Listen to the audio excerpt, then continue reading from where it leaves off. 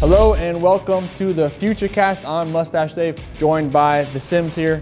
We're going to break down what happened in the previous week and make some predictions for next week.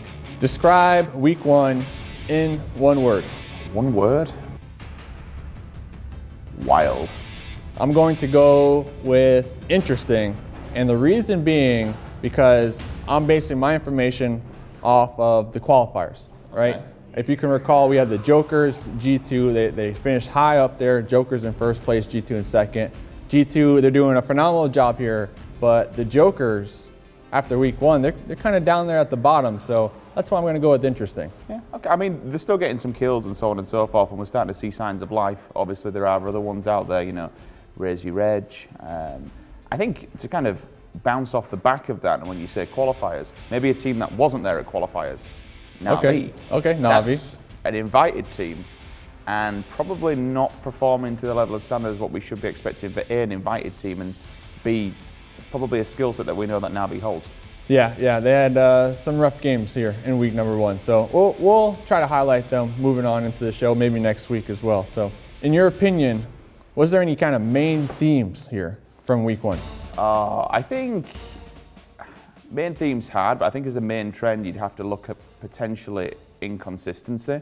There was quite a few teams where we see it, and to be fair, I think that's PUBG as a whole. Yeah. You've seen it in North America, yeah. I've been throughout the start of this, is we've seen a few times a team gets a win, like, yay, and then a 16th place. Yeah. I think inconsistency is the name of the beast, and I think when we look back to the teams that we've said have become the world-class superstars and the teams that are the best in the world, it's that consistency. It's that, all right, might not be win after win after win, but it's certainly top placement, good frags, top placement, good frags, and again, it's a different ball game out there. It's a LAN environment, right? It's a whole LAN league, so I think you've just got to obviously go away, look at the views, look at the VODs, and kind of say, okay, what's going wrong? How do we get back to being that consistent team? Yeah, I believe the desk, they were kind of making a little comment earlier that if you win first place here, or not first place, the first chicken dinner of the day, you're cursed to get low placements throughout the rest of the day. We saw FaZe today get chicken dinner in day number 4, and then their placements after that were just kind of going downhill,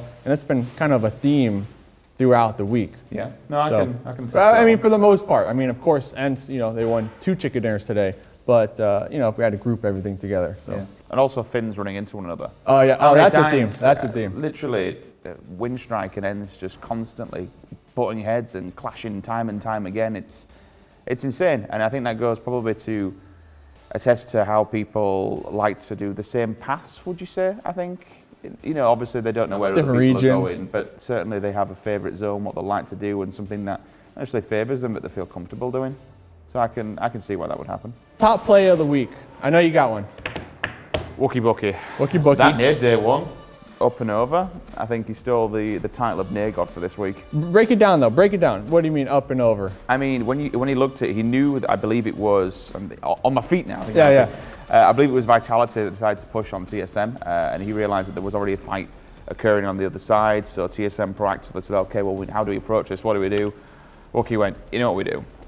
We get a nade, and we lob it at the face. Yeah. And it was pretty much job done, and that not only wiping a team like that, obviously, it's a big amount of points, and we know in this system, points mean prizes, they're weighted very heavily, but the simple fact that removing a team from that position gets you the points for the kills, gets you the points for the placements, and more importantly, sets you up nicely because they went on to win that match. So removing an enemy team completely from the area where they're set up kind of cements your spot and lets other people approach you from a different angle. Okay, so I mean, I guess we can kind of draw that into the theme of the week as well, because I'm going to pick another grenade kill, and that was from Fast Rail, from Raise Your Edge. Yep. Kind of just threw a Kobe out there. It landed in this nice little bowl, and then knocked down 3 Red Diamond players, and then they came, flushed them out. The GGs. I think that's going to be probably, I mean, we're getting these metas, aren't we, going now? Nade meta. Minis, with the DMRs, and obviously nades, we've even seen it where players, they'll run over body boxes. Yeah. Utility. Just claim like, we might be playing pubs, it's like, oh, I need a level 2 helmet, level 2 upgrade an item of clothing, but with these guys, like nades, smokes, mollies, grenades, whatever you've got to make it lethal, Get rid of the ammo. Get rid of the Yeah, nades. they were doing that Give me the today. nades. Yeah, they were dropping ammo today actually and picking up a grenade here and there. So very interesting. Maybe next week we'll see the same thing happen. I mean, so far it's been working out pretty well in my opinion. Now let's go to the fails of the week. Is it? I know it's a very, it's a toxic word, fail, right? Fail of the week, but maybe misplay of the week. Is there any misplay in your mind from watching the game so you can kind of pinpoint right here? I don't want to be cruel, but you'd have to say raise your edge, obviously. I think in 2 days now we've seen an accident, either suicide or killing a teammate. I've seen a naded teammate today, certainly, and then yesterday we saw running off the edge of a cliff, unfortunately, on Miramar. And I think that comes down. Again... not running. More like sliding with style to your death. Is that what we're going with? Sliding with style. Sure, that's a good thing, man. Sliding with style. I mean, no style points here, though, at PEL, unfortunately for them, but... yeah, it's rather unfortunate, and ironically, both fights were up against NIP, so maybe this is like some sort of NIP mind games. NIP versus Raise Your Edge. We'll have to pay attention to that week number 2, maybe even 3 coming up here. So, lost opportunities, last topic here. Any lost opportunities that some teams might have missed out on here in week number 1? Maybe if I had to go for one, I'd have to say Windstrike Gaming. There were 2 times back-to-back even where we saw the Finns with 3 members up, guaranteed second placement, absolutely, that they're in the circle, they got the side of it, and going up against a team where, not necessarily on the back foot, but maybe they can readjust slightly. They have the circle, they have so much time to use.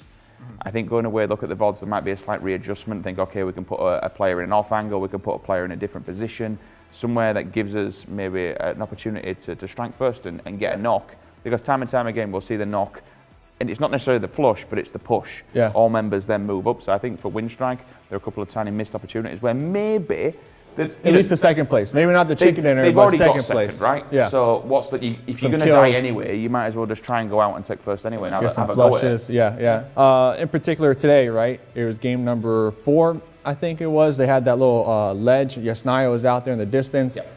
It kind of all just crumbled right in front of our faces when they were out there at the bottom of the South, all alone, pretty much. No one around them. Could have been. So Richard, I'm going to pick a team. You're going to pick a team. Whichever team gets the most chicken dinners, that's the person who wins, all right? Okay. The loser, they're gonna be punished hard here by the Starladder admins backstage, all right? We're gonna have to recite a poem all in Russian. That's easy. That's easy for Richard. That's easy. I learned... Because I don't have to learn anything. You're gonna have to learn a lot here. You're gonna have to learn a lot. No. I can barely talk English, let alone anything else, so... Well, I've been learning Guten Tag. All right, so I'm already halfway there. I'll just make sure I have a Guten Tag poem. I'm good to go. Who's going to get the most chicken dinners next week out of either your squad or my squad? I am going to go with Ents. There you go. That's it. No explanation needed. I mean, if we're talking realistically, chicken dinners. So chicken dinners, it's going to be Martin. He'll be eating much more than all of them. He's eating one right now. He left early. I know. I can't believe he bailed on it, scumbag. I am going to say... We're in Germany, G2. G2 with the most chicken dinners out. So you know what? Ents. You need to go away now, and you need to start practicing your Russian. Thanks for tuning in. This is episode 1 of the Futurecast. I'm Mustache Dave. This is TheSimms, and we'll see you guys next week.